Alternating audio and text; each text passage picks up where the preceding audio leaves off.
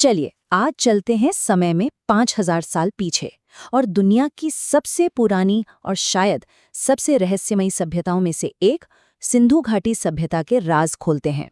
सोचिए तो जरा, एक पूरी की पूरी एडवांस्ड सिविलाइजेशन आखिर वो गायब कैसे हो जाती है? यही वो सवाल है जिसने इतिहासकारों को सदियों से उलझा रखा है। तो चलिए आज इस ऐतिहासिक मिस्ट्री की पड़ताल करते हैं और देखते हैं कि सुराग हमें कहाँ तक ले जाते हैं। अब मजे की बात यह है कि इस सभ्यता की कहानी हजारों साल पहले से नहीं, बल्कि इसके मॉडर्न टाइम में दोबारा खोजे जाने से शुरू होती है। और इसकी शुरुआत किसमें की? ब्रिटिश सेना के एक भगोड़े ने। है ना कमाल की बात? मतलब जरा सोचकर देखिए, दुनिया की सबसे पुरानी सभ्यताओं में से एक का बड़ा हिस्सा रेलवे ट्रैक के नीचे दब गया, वो भी अनजाने में। पहले 1826 में चार्ल्स मैसन नाम के एक भगोड़े ने इन खंडरों को देखा, पर किसी ने उसकी बात को सीरियसली नहीं लिया। फिर लगभग 30 साल बाद ब्रिटिश इंजीनियर्स को लगा कि अरे वाह, ये तो मुफ्त की ईंटों का खजाना है, और उन्होंने रेलवे लाइन बिछाने के लिए उन 5000 साल पुरानी ईंटों का इस्तेमाल कर डाला।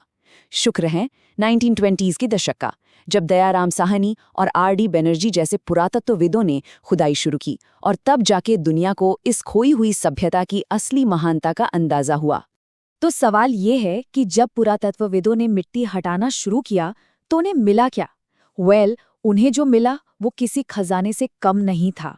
एक ऐसी दुनिया, एक ऐसी सभ्यता जो इंजीनियरिंग और टाउन प्लानिंग में अपने समय से हजारों साल आगे थी। ये कोई ऐसे वैसे शहर नहीं थे। नहीं, ये थे प्रॉपर वेल प्लान्ड मेट्रोपोलिस। मतलब सोचिए, शहर ग्रिड सिस्टम पर बने थे। सड़कें एकदम परफेक्ट 90 डिग्री के एंगल पर एक दूसरे को काटती थी। घर मल्टी स्टोरी थे, वो भी स्टैंडर्ड साइज की पक्की ईंटों से बने हुए। और सुनिए, हर घर का अपना कुआं और अपना बाथरूम था। उनका जो कवर्ड ड्रेनेज और सीवर सिस्टम था ना, वो तो 19वीं सदी के लंदन और पेरिस से भी ज्यादा एडवांस था। कमाल है। ये कंपैरिजन देखें, मजेदार है और थोड़ा सोचने पर भी मजबूर करता है। 5000 साल पहले हड़प्पा के शहरों में इतना एडवांस्ड ड्रेनेज सिस्टम था कि नालियां कभी जाम ही नहीं होती थी। और आज हमारे मॉडर्न शहरों में जरा सी बारिश हो जाए तो मुख्य सड़कें स्विमिंग पूल बन जाती हैं। मतलब उनकी इंजीनियरिंग की दाद देनी पड़ेगी। और एक और बहुत ही अनोखी बात है इनके बारे में। देखिए, मिस्र हो या मेसोपोटामिया, वहाँ क्या मिलता है? बड़े बड़े पिरामिड, राजाओं के महल, विशाल मंदिर। पर यहाँ ऐसा कुछ नहीं मिला। कोई बड़ा महल नहीं, कोई भव्य मंदिर नहीं। जो सबसे इम्प्रेसिव बिल्डिंग मिली है वो है एक पब्लिक स्विमिंग पूल, जिसे द ग्रेट बाथ कहते हैं। इससे क्या पता चलता है? यही कि ये समाज शायद राजाओं या देवताओं से ज्यादा अपनी कम्युनिटी और साफ सफाई को अहमियत देता था। हो सकता है ये दुनिया की पहली डेमोक्रेसी हो। तो हम इतना कुछ तो जान गए हैं, लेकिन कहानी में ट्विस्ट तो अब आएगा, क्योंकि इस सभ्यता के दिल में कुछ ऐसे गहरे अनसुलझे रहस्य छिपे हैं जो आज भी बड़े बड़े हिस्टोरियंस को परेशान करते हैं। तो चलिए अब इन पहेलियों की दुनिया में उतरते हैं। और सबसे बड़ी पहेली वो है हड़प्पा की स्क्रिप्ट, उनकी लिखाई। आर्कियोलॉजिस्ट्स को ऐसी हजारों पत्थर की मुहरें मिली हैं जिन पर कुछ सिंबल्स बने हुए हैं, लेकिन आज तक कोई भी ये समझ नहीं पाया कि इनका मतलब क्या है। अब देखिए, मिस्र की जो चित्रलिपि थी उसे समझने के लिए एक रोजेटा स्टोन मिल गया था, जिसमें एक ही टेक्स्ट 3 अलग अलग भाषाओं में लिखा था। पर हड़प्पा स्क्रिप्ट के लिए हमारे पास ऐसी कोई चाबी, कोई की है ही नहीं। तो ये जो 400 से ज्यादा अलग अलग निशान हैं, ये हैं क्या? क्या ये किसी बिजनेस डील का रिकॉर्ड है, या कोई धार्मिक मंत्र, या फिर सिर्फ ट्रैफिक साइन जैसे सिंबल? बिना किसी रोजेटा स्टोन के ये इतिहास की सबसे बड़ी अनसुलझी पहेलियों में से एक है। और सिर्फ लिखावट ही नहीं, उन मोहरों पर बनी तस्वीरें भी कम रहस्यमयी नहीं है। सबसे कॉमन तस्वीर किसी शेर या हाथी की नहीं है, बल्कि एक सींग वाले जानवर की है, जो बिल्कुल यूनिकॉर्न जैसा दिखता है। तो क्या सच में प्राचीन भारत में यूनिकॉर्न घूमते थे, या ये कोई माइथोलॉजिकल जीव था, किसी कबीले का निशान, या बस एक बैल जिसे साइट प्रोफाइल से बनाया गया हो? कौन जाने। एक और मजेदार पहेली। लेकिन अब बात करते हैं सबसे परेशान करने वाले रहस्य की। ये मिला मोहनजोदड़ो की सड़कों पर। यहाँ आर्कियोलॉजिस्ट्स को कंकाल मिले, ऐसे कंकाल जिन्हें दफनाया नहीं गया था, वो बस वहीं पड़े थे, सड़कों पर, सीढ़ियों पर, जहां वो गिरे थे। ये देखकर ऐसा लगता है जैसे कोई भयानक और अचानक आई तबाही ने सबको एक साथ खत्म कर दिया। सवाल ये है कि उस दिन आखिर हुआ क्या था? और यही सवाल हमें वापस ले आता है हमारी मेन मिस्ट्री पर। आखिर इस महान सभ्यता का अंत हुआ तो हुआ कैसे? किस वजह से? देखिए, दशकों तक हमें स्कूलों में क्या पढ़ाया गया कि बाहर से आर्य आक्रमणकारी आए, उन्होंने हमला किया और शहरों को तबाह कर दिया। पर अब मॉडर्न साइंस एक बिल्कुल अलग कहानी बता रही है। जो कंकाल मिले हैं उन पर लड़ाई झगड़े के कोई निशान नहीं हैं। डीएनए सबूत भी किसी बड़े बाहरी हमले की बात को नकारते हैं।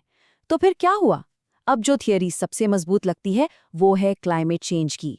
सैटेलाइट इमेजरी दिखाती है कि एक बहुत बड़ी नदी, जिसे शायद सरस्वती नदी माना जाता है, वो पूरी तरह सूख गई थी। तो मतलब असली मुजरिम कोई हमलावर सेना नहीं बल्कि क्लाइमेट था, एक विनाशकारी एनवायरमेंटल कोलैप्स।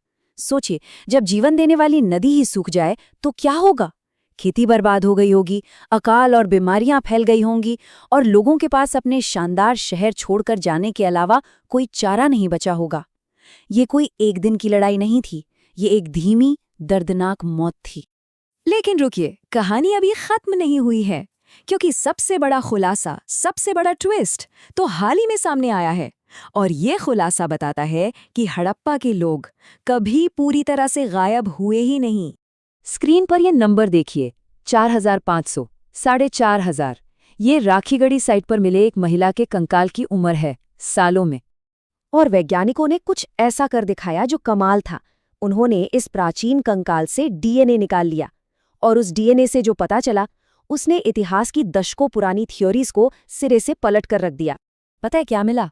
उस महिला के डीएनए में सेंट्रल एशिया से आए किसी भी माइग्रेशन का बिल्कुल जीरो सबूत था, बल्कि उसका जेनेटिक वंश आज के उत्तर और दक्षिण भारतीयों में सीधे सीधे मिलता है।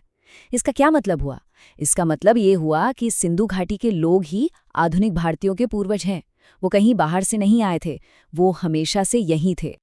और ये कनेक्शन सिर्फ हमारे डीएनए में ही नहीं है, ये हमारी रोजमर्रा की जिंदगी में, हमारी संस्कृति में आज भी जिंदा है। जैसे हम हाथ जोड़कर नमस्ते करते हैं, योग की परंपरा, चेस का खेल, पीपल के पेड़ और नंदी बैल की पूजा, यहाँ तक कि महिलाएं जो मांग में सिंदूर लगाती हैं, इन सब की जड़ें, इन सब की गूंज हमें सिंधु घाटी सभ्यता में मिलती है।